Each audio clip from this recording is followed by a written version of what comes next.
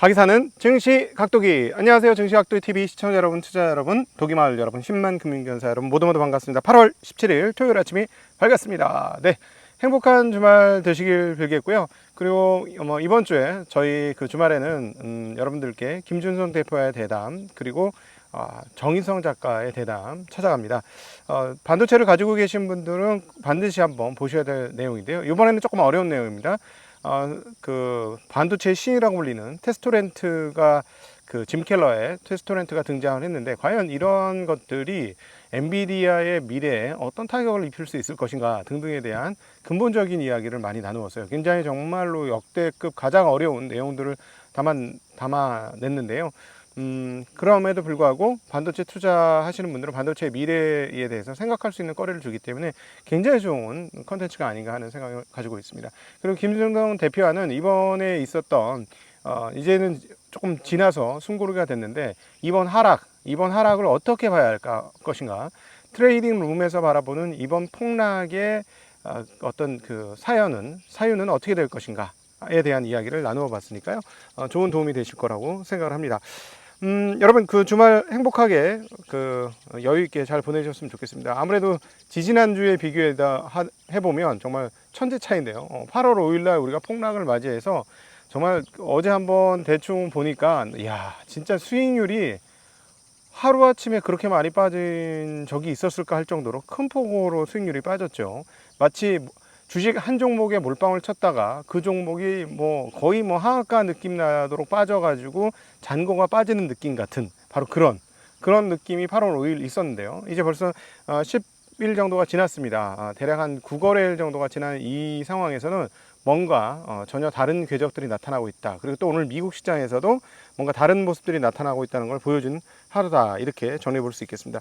무엇보다도 가장 큰 변화는 오늘 금융시장에서는 달러화가 약세가 됐다는 게 가장 눈에 띄는 대목이 되겠습니다. 자, 그래서 오늘장 한마디. 달러가 본격적으로 내리막을 걷기 시작한다면 보통의 경우엔 비달러 자산들이 좋은데, 이번엔 어떻게 될까? 네, 진짜 궁금해요. 궁금해서 물어보는 거야. 어떻게 될까?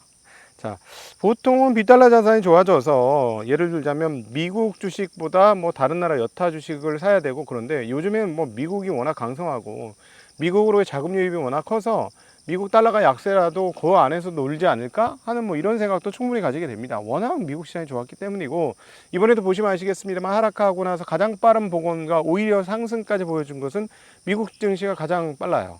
다른 나라 증시보다는. 그런 상황이니까, 자, 그럼에도 불구하고 달러가 급락하는 것은 분명히 맞습니다. 달러가 급락을 하면서 연초 이후 가장 낮은 가격을 보여주었고요. 엔화는 어제 약세를 보여주면서 149엔을 갔습니다만 다시 한번 147엔대로 떨어진 양상을 보여주었습니다. 자, 그리고 원화도 올 들어 보기 힘들었던 1350원 미만으로 떨어지는 양상을 보여주었어요. 1340원대예요. 자, 과연 이거 어떻게 작동을 할까 진짜 궁금한데요. 이렇게 달러가 약세가 되자 뭐가 올랐을까요? 원자재는 생각보다 많이 안 오르더군요. 근데 원자재가 제대로 안 오른다는 것에 있어서는 한 가지 이유가 있죠. 우리가 계속해서 공부해본 무슨 이유죠? 어떤 나라죠? 네, 맞습니다. 바로 떠올리셨을 텐데, 중국의 문제가 있었습니다. 중국이 경기 회복 속도가 원하는 만큼 빠르지 않고, 또 하나의 국가가 또 있죠. 어떤 국가죠? 네, 미국입니다. 미국이 아무래도 그동안 뜨거웠던 경기에서 점차 하락하고 있다는 것들이 보여지자 원자재 가격은 쉽게 붙지 못합니다. 그런데 오늘 재미나게도 바로 이 나라들 때문에 그런지 모르겠습니다만 금값이 사상 최고치를 도달했습니다. 네, 금값이 온스당 2,545불이에요. 네, 2,545불. 사상 최고치입니다.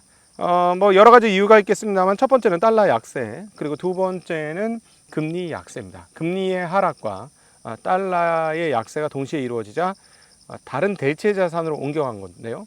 원자재 쪽으로 가고 싶지만 원자재 쪽으로 가려면 경기가 좀 좋아야 될 텐데, 경기가 그렇게 좋지 못하니 원자재로 못 가고 금으로 갔고, 또 하나는 중국 사람들이 금을 많이 샀다라는 설입니다. 네, 그런 분석들이 계속 나오고 있는데, 중국 일반인들의 금매수로 인해서 금값이 계속해서 올라가고 있다. 물론 이제 중국의 중앙은행도 금을 많이 사죠. 왜냐하면 스위프트에서 러시아가 제거당하는 걸 보면서 중국 당국은 당연히 미국과의 거래를 미국 달러화와 그리고 미국 국채만으로 해가지고는 잘못될 수도 있겠다. 왜냐하면 중국 외에 있는 모든 자산을 동결시키는 그런 일이 벌어질 수도 있지 않습니까? 러시아가 그러지 않습니까? 러시아 밖에 있는 자산들을 동결시키면서 그냥 갖고 가 버렸잖아요. 예를 들어 유럽에 있는 러시아 자산들을 전쟁 일으켰다는 명목으로 그냥 다 뺏어가 버렸잖아요. 그러면서 스위프트 탈퇴시켰지 않습니까? 그런 충격이 있기 때문에 당연히 그럴 수밖에 없다. 그럴 수 있다. 라고 보여지는데 이번에 지금 전달되어지는 뉴스는 뭐냐면 중국 당국이 달러를 산 건 아니고요. 근데 중국 인민은행도 달러를 많이 사는 걸로 알고 있습니다. 일반인이 많이 샀다는 얘기가 나오면서 금값 사상 최고치를 찍었다는 것이고요. 중국인들이 그러면 왜 이렇게 많이 금을 살 것이냐? 아무래도 중국이 지금 투자할 데가 별로 없는 거예요. 왜냐하면 그동안에 중국인들에 있어서 최고의 투자처는 어디였다? 네. 중국인들의 이지방 투자처, 최고의 투자처는 어디야? 부동산이었어요. 부동산이었는데 부동산이 지금 어떻게 됐다? 휘청거리고 흔들리고 있다. 전일 나왔던 그 부동산 관련도 전년 대비 4.5% 하락입니다. 부동산 가격이 계속 떨어지고 있기 때문에 아직도 떨어지고 있어요.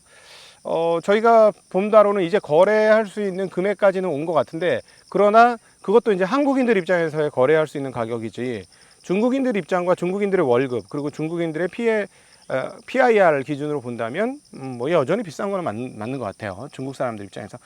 왜냐하면은 이제 저희가 이제 알아본 바로는 중국 상하이시 외곽 부근에서는 10억 언더로 집값이 떨어졌다는 것이죠. 네, 중국은 한국 서울보다도 훨씬 더 국제적인 상하이는 그렇게 일컬어질 수 있기 때문에 핵심 코어는 뭐 한국보다 더 비싼 게 뭐 정당화 될 수 있다 이렇게 보여지는데, 한 30-40분 떨어진 외곽 쪽은 그 정도 가격으로 떨어졌다는 것이죠. 그런데 지금 아무도 사겠다는 사람으로 나서지 않는답니다.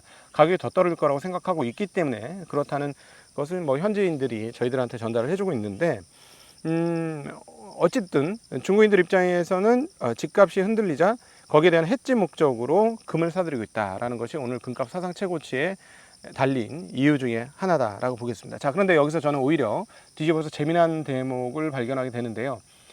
중국인들이 이제 집 말고 다른 투자 대안을 찾기 시작했다는 건 제가 보기에는 뭔가 숨쉴 여유가 있는 사람들도 꽤 있구만 이런 생각이 드네요. 자, 그러면 드디어 중국 주식의 밸류에이션이 많이 떨어졌습니다. 중국 주식 밸류에이션이 어떻게 떨어졌느냐? 예를 들어 그 가장 대표적인 알리바바가 PER 배수가 10배 정도 수준까지 떨어졌어요. 네, 10배. 자, 그렇다면 뭔가 지금 상황이면 밸류에이션 가치가 부각되기 시작하는 그런 시점이 이제 중국 주식에게 오고 있는 거 아닌가 하는 생각이 듭니다. 자, 오늘 달러와 가치가 떨어지고 또 금리도 상당히 떨어졌습니다. 그러니까 금리 가격, 그러니까 채권 가격은 가격이 꽤 올랐고요. 10년물 기준으로 3.92에서 3.89로 한 3bp 정도가 떨어졌습니다. 그리고 뭐 2년물도 4.10에서 4.05로 약 5bp 정도가 떨어졌으니까 채권 시장 강세를 보여주었는데요. 이렇게 된 이유 중에 하나는 오늘은 뭐 지표들이 많이 발표되지는 않았습니다. 미시건대 소비자 심리 지표 관련된 거 나왔고, 그 다음에 주택 관련 지표가 나왔는데 주택 관련 지표들이 꽤 떨어졌어요. 차권 건수, 승인 건수 모두 큰 폭으로 하락했는데 차권 건수의 경우는 전월 대비 6.8% 하락을 했습니다. 2020년 5월 이후 최저치고요. 자, 이렇게 이제 집값이 떨어지게 되자 인플레이션이 확실히 하강 안정된다라는 생각을 시장이 갖게 됐고요. 미시건대 심리 지표도 보면 전반적으로 떨어졌는데 재미난 분석을 하고 있습니다. 미시건대에서는 이렇게 얘기하더군요. 죄송해요. 심리 지표는 반등했어요. 심리 지표는 반등했습니다. 계속해서 하락하고 있었거든요. 그래서 저희가 보면서 확실히 미국은 심리가 지금 꺾이고 있어 뭐 이런 얘기를 했었는데, 오히려 이번에는 반등을 했는데요. 거기에 대한 분석이 미시건대에서 나왔는데 선거가 심리에 영향을 미쳤다는 거예요. 그러면서 이번에 조 바이든 대통령 후보가 해리스 후보로 바뀌면서 민주당 지지자들이 그 심리가 좋아지면서 6% 올랐다. 반면에 공화당 지지자들은 5% 하락했다. 이런 재미난 분석을 내더군요. 네, 그래서 어쨌든 착공 실적이 지난달에 132만 9천 채에서 이번에 123만 8천 채로 6.8% 떨어졌습니다. 그러니까 많이 떨어진 거고요. 승인 건수도 145만 4천 채에서 139만 6천 채로 굉장히 많이 떨어졌습니다. 그 높은 고공을 이렇게 높은 금리 상황과 그리고 경기의 소폭 둔화들이 이 주택 관련된 이 흐름들을 좀 꺾고 있는 거 아닌가라는 생각을 하게 만드는 건데, 만약 우리가 계속 문제는 미국 인플레이션을 안정시키는데 최고의 문제는 무엇이다? 최고의 문제는 네, 주택 관련일 가능성이 높다는데, 이쪽 부분은 주택이 조금 가라앉는다는 모습 보여주는 게 특징적이다라고 볼 수 있겠습니다. 자, 그리고 미시건대 1년 기대 인플레이션은 2.9% 그대로 나왔고요. 5년 기대 인플레이션은 3.0%로 그대로 나오는 흐름 보여주었습니다. 자, 다음 주부터 이 달러의 약세가 어떻게 그 금융시장과 자본시장에 영향을 미치게 될지 굉장히 관심이 있고요. VIX 지표는 드디어 15가 깨져서 14.80까지 떨어지면서 좀 상당히 안정적인 분위기로 그 분위기가 반전되었다라는 것을 가리키고 있습니다. 네, 자, 과연 다음 주 시장 어떻게 될지 관심을 갖게 되고요. 여러분도 저희가 바라기는 이제 달러 자산은 그동안 많이 강세 보였으니까 다른 자산도 강세를 보였으면 좋겠다. 근데 워낙 한국 같은 경우는 수급이 안 좋아서 어떻게 될지는 잘 모르겠어요.